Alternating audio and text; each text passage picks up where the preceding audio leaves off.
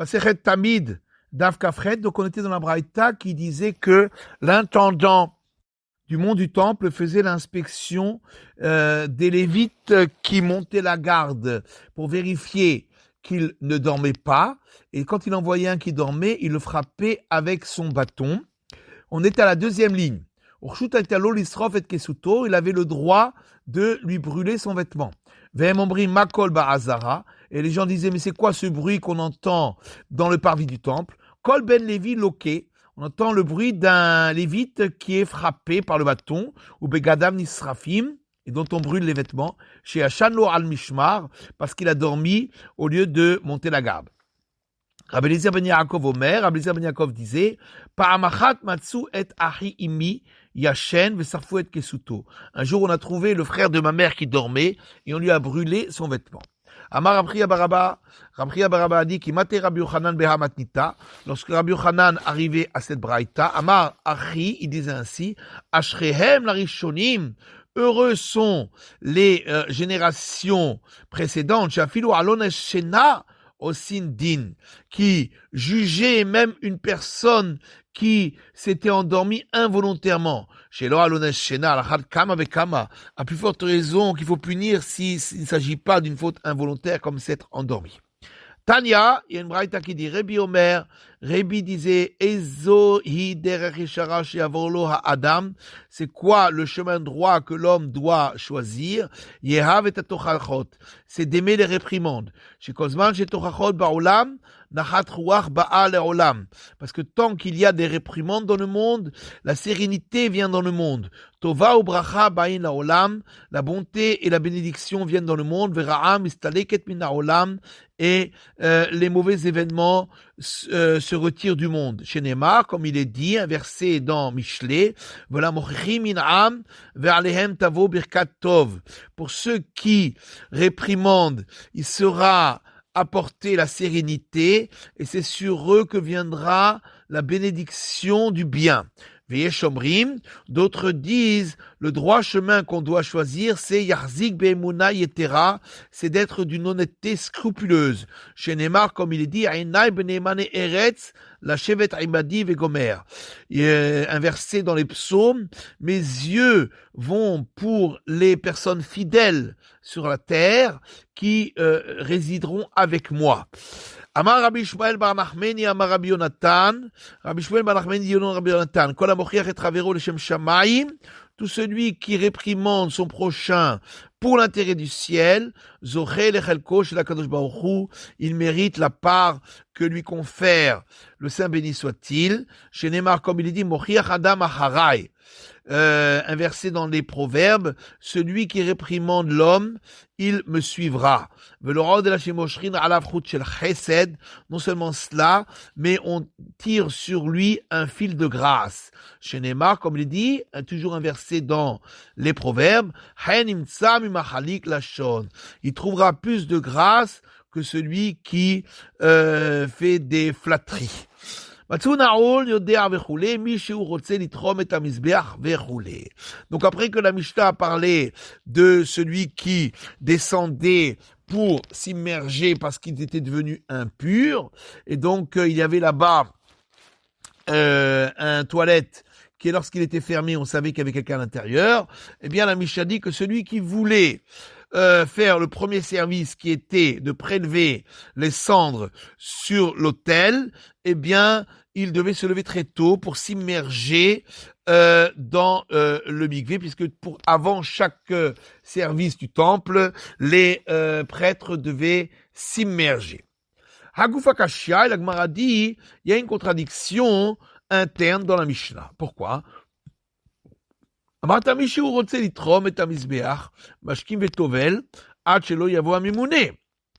a donc dit, celui qui veut prélever les cendres sur l'autel doit se lever très tôt pour s'immerger avant que ne vienne le préposé. Donc, c'était pas un tirage au sort, mais c'est celui qui voulait. Et ensuite, la Mishnah a dit que le préposé disait au prêtre qu'il vienne pour le tirage au sort.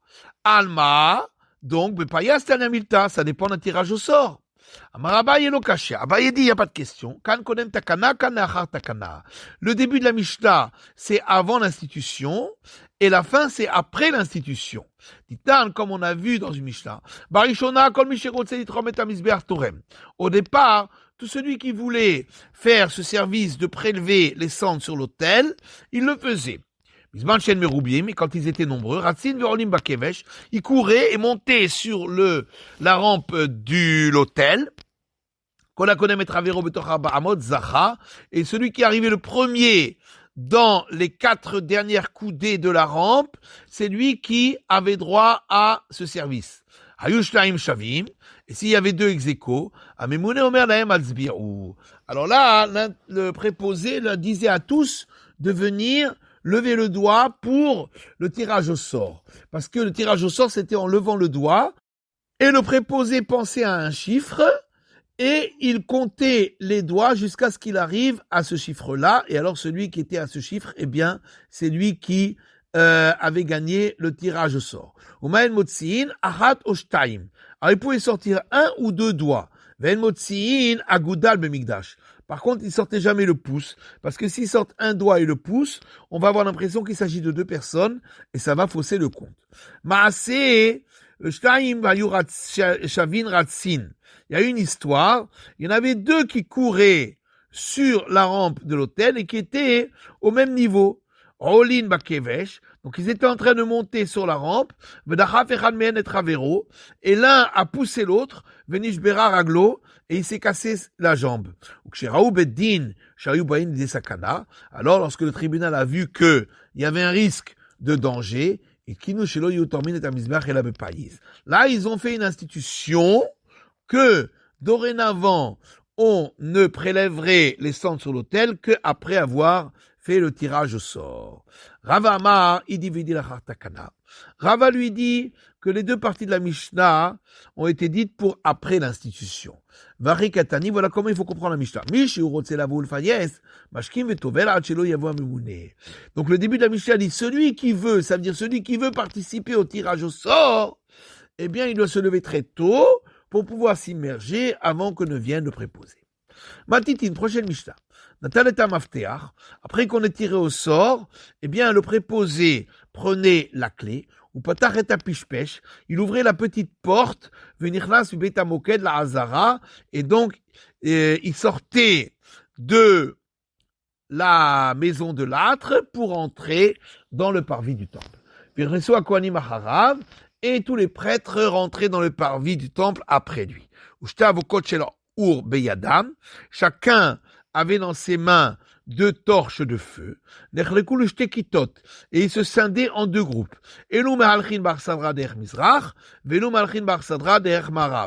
Les uns suivaient la colonnade en direction de l'est, et les autres suivaient la colonnade en direction de l'ouest. Ils inspectaient le parvis du temple pour être sûr que tout était en ordre, jusqu'à ce qu'ils arrivent à l'endroit où on confectionnait les pains destinés à l'offrande du grand prêtre qu'il offrait quotidiennement le matin et l'après-midi. Et Girou Elou va Elou, lorsque les 2 groupes étaient arrivés à cet endroit, Amrou Shalom Akol Shalom, ils disaient la paix, tout est en paix. Et Amidou Ose Chavitim, alors ils réveillaient les prêtres qui devaient confectionner ces offrandes du grand prêtre, Asot Ravitim, pour les confectionner. Alors celui qui avait été tiré au sort pour faire ce service de prendre le prélèvement des cendres de l'autel, c'était à lui de le faire.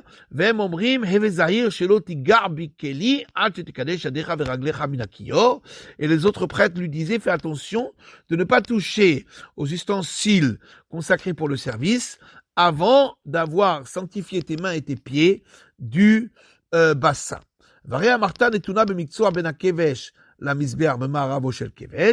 Et l'appel avec laquelle on faisait le prélèvement des cendres se trouvait au bout de la rampe, tout en haut, entre la rampe et l'autel du côté ouest de la rampe.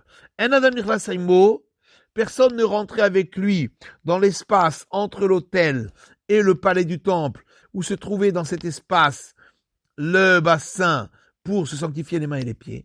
Veloner Beyado, il ne portait pas de lampe dans sa main, puisqu'il devait avoir les mains libres pour faire son service. Et là, Mehaler le Or Amaracha. Et donc il marchait à la lumière du bûcher qui était sur l'autel. Lo Hayu Roin Oto. Et les prêtres ne le voyaient pas, donc on tourne la page, Velo Hayu Shomim et Kolo, et n'entendaient pas de bruit lorsqu'il se trouvait donc entre l'autel et le palais du temple pour se sanctifier les mains et les pieds, jusqu'à ce qu'ils entendent l'ustensile en bois qui servait de poulie qu'avait fait Ben Katin pour le bassin, parce que le bassin, on le faisait descendre tout en bas dans le sol pour relier l'eau du bassin avec l'eau de la source toute la nuit, pour ne pas que l'eau du bassin devienne impropre le matin. Et donc chaque matin, il fallait remonter ce bassin avec la poulie qui avait été confectionnée par Ben Katin. Ven Ombrim, Higia et. Donc dès qu'ils entendaient le bruit, ils disaient, les autres prêtres, voilà, le temps est arrivé. Kidesh Yada Veragla Minakior, et donc il sanctifiait ses mains et ses pieds du bassin. Natal Martata Kesef, il prenait la pelle en argent qui se trouvait en haut de la rampe. Verala les roches à Misbeach, il montait donc en haut de l'autel. Pina et Agehalim Helach, et il enlevait de chaque côté les braises pour pouvoir prendre avec la pelle les braises qui se trouvaient à l'intérieur du tas et qui avaient été complètement consumées. Yaran, ensuite il redescendait la rampe, il arrivait sur le sol du parvis, Afar Panav le Tzafon, ensuite il tournait en direction du nord, Holer b'mizracho shel Kevesh, et il marchait le long de la rampe du côté est, Kereser Amot, sur une longueur de 10 coudées, Savar et Agehalim al Gabe Aritzpa, et là, il déposait les braises sur le sol dallé du parvis, Rachok mina Kevesh shloshat vachim, donc éloigné à une distance de la rampe de l'autel, donc de la largeur de 3 poignées.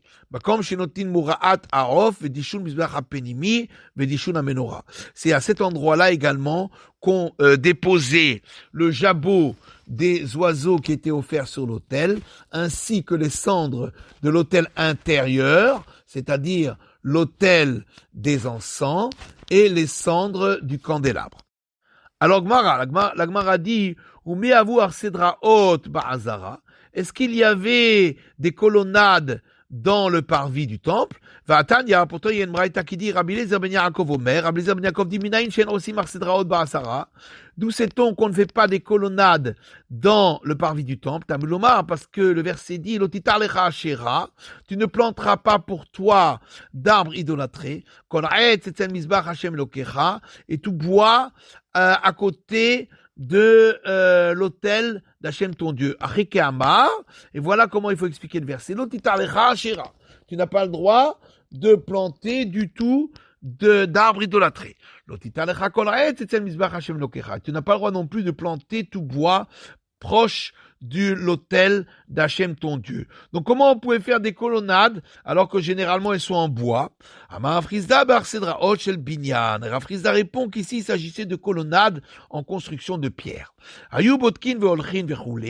Donc on a dit que après avoir inspecté le parvis, il réveillait ceux qui devaient confectionner les offrandes du grand prêtre. Le Memra de Chavitin Avoukedime. Alors ça voudrait dire que ces offrandes-là étaient les premières offrandes qu'on offrait sur l'autel, puisque c'est eux qu'on réveillait en premier. Vatania, pourtant la Braïta dit Minayin shen davar kodem letamid shel shachar. D'où sait-on qu'il n'y a jamais rien qui est offert sur l'autel le matin avant le sacrifice quotidien du matin. Tamunomar ver'arach alea ha'ola.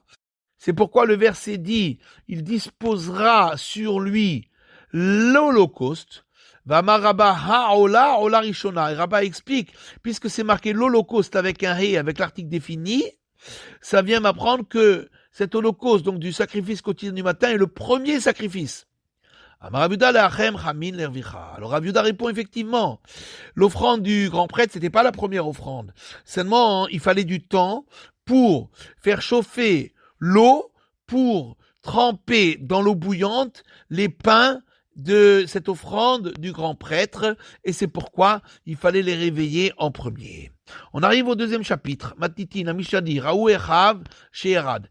Les frères, les prêtres avaient vu que celui qui devait prélever les cendres était redescendu de la rampe de l'autel. Vehem ratzin ubaim. Alors ils couraient, Maharu vekitchu idem raglehem. Ils se dépêchaient pour sanctifier leurs mains et leurs pieds minakior du bassin. Natueta magrefot vetatzinorot. Et ils prenaient les râteaux et les crochets, ve'alou les roches à misbeach, ils montaient tout en haut de l'autel, aïvarim ve'abdarim shilonita aklum ba'erev, ils prenaient les membres et les graisses qui étaient sur le bûcher, qui n'étaient pas complètement consumés, alors qu'ils les avaient mis la veille, sol kinotan al tzidei al misbeach, et ils les enlevaient pour les mettre sur les côtés de l'autel, imen tzdadim marzikim, et s'il n'y avait pas suffisamment de place sur les côtés de l'autel, sodrinotan bas sovev, alors il les plaçait sur la plateforme qui se trouvait tout autour de l'autel à la moitié, un peu plus haut que la moitié de sa hauteur, à la kevesh, ou sur la rampe de l'autel, et puis il prenait les cendres et il les mettait sur le tas de cendres, car il y avait un tas de cendres au milieu de l'autel, et parfois il y avait tellement de cendres dans ce tas qu'il y en avait le volume de 300 corps. Alors on enlevait les membres et les morceaux des sacrifices ainsi que les cendres pour pouvoir refaire un nouveau bûcher pour la journée. Alors pendant les fêtes de pèlerinage, on ne vidait jamais ce tas de cendres, parce que c'était la beauté de l'autel de voir qu'il y avait tellement de cendres pour montrer qu'il y avait tellement de sacrifices. Ou miyamav, et il n'y a jamais eu, et là on passe à la feuille suivante, de prêtres qui soient trop paresseux pour faire sortir les cendres qui se trouvaient sur l'autel. C'est la fin de l'étude du Daf Kaf Chet.